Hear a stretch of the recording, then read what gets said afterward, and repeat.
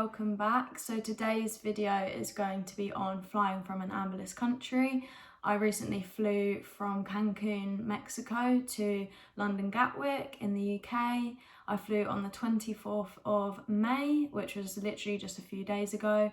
So I just wanted to give anyone advice if they needed it. And in this video I'll just be running through the process of what you need to do before and after your flight, following all the correct government guidelines. So let's get into the video. So there's a few things that you need to do before flying home. Firstly, you should check the government website and see what the guidelines are to get in the country, what you need to do prior to your flight. Obviously what I've had to do could be different to what you have to do depending on what date you fly, but as of May 2021, you need a negative PCR test, you need to fill out the passenger locator form, and you also need to book a COVID test for days 2 and 8. I'll explain them more a little bit now. So first things first is the negative COVID test. You'll take that in the country that you're in. They're very easy to find and book. Mine cost £60 in Cancun and I got the results within 24 hours. Another thing to note is that you need to take the test within 3 days to your flight. So any time in between 3 days coming up to your flight is fine. But yeah, just bear in mind how long your test results will take to arrive. And you just get an email and then you just present to your airline the negative test. Yeah, the one that you get in your email, that's all it is. And then second of all, you need to book the days 2 and 8 COVID tests for when you're home. So on the government website, they have like a list of all the companies that you can book them with. I just tried to find the cheapest one. If you live in London, it's cheaper. There's ones for £60, but that's where you have to go to a COVID testing site. If you want to have one delivered to your house so you can do it yourself, then it is slightly more expensive.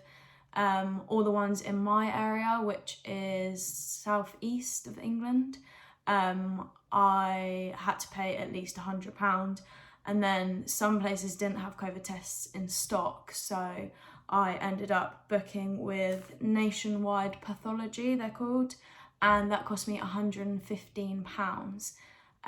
The test did arrive one day after I got home from my flight, so yeah, that's when you need to book the test. Take the test. You need to take the test not the day after you fly back, the day after that. So you arrive home, say the 24th, you don't take it on the 25th, you take it on the 26th. And then also the next step would be your passenger locator form, and you need the reference number from your day 2 and 8 tests, which you will receive in an email once you've booked your test. You need to put that in your passenger locator form. The passenger locator form, it didn't take long, I'd probably say about 15 minutes or so. But yeah, you just need to fill out all your details, where you've been in the last however long you've been travelling for, which cities and countries you've been to, and then where you'll be quarantining in the UK. Is there anything else? And then when you're checking your bags in, there will be a guy at the front of the check-in queue, just checking that you have your negative COVID test.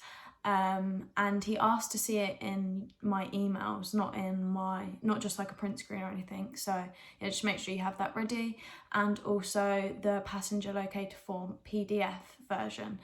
So there's like a confirmation email of the passenger locator form, but then you have to like download the PDF version, and that was what he asked to see. And then yeah, we just checked in our bags, and that was pretty much it to get on the flight. And yeah, the flight was pretty normal coming back. Obviously, you have to wear your mask the whole entire flight. On the way back there was a lot less people. I'm not sure why, don't know, don't think there was any specific reason for that. Yeah, there wasn't too much different about the flight. And then when you land, they just make you get off in like sections of the plane. So like they'll call out your section and then you'll exit the plane. Then going into London Gatwick, there was a few more like security things put in place.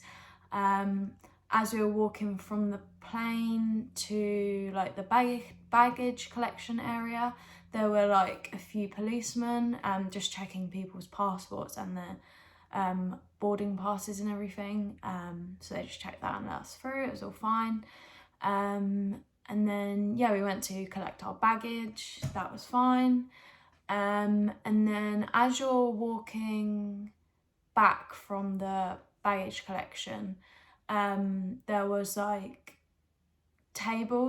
there was workers, what they called the border force people. There was like tables with a few of them on each table, and obviously your group, whoever you were traveling, you just went to one table. And those people there was like a lady who we were speaking to, she literally just said, "What are you traveling for?" Very simple, that was it. You just told her and she just let you go. And yeah, that was pretty much the whole process. Like, it was very straightforward and easy. And yeah, they also tell you to like don't do any, when you're traveling from the airport to your isolation place, wherever you're isolating, so obviously mine is at home, try not to do any stopovers, and if you can, don't get public transport, kind of avoid that at all cost if possible. And then yeah, when you're home, of course you have to quarantine for 10 days. I'm not sure if I actually mentioned that. And then you just take on day 2 of your quarantine, so day 1 starts the day after you arrive. You take your test on day 2, and then if it's positive, so if you're positive with coronavirus, you don't take your day 8 test. But if you're negative, you take your second test on day 8 of your quarantine. And then yeah, as long as you're negative, you get to be free from quarantine on day 10, sorry. So that is the end of the video. I hope that gave you some useful information as to what it's like flying back from an amberless country.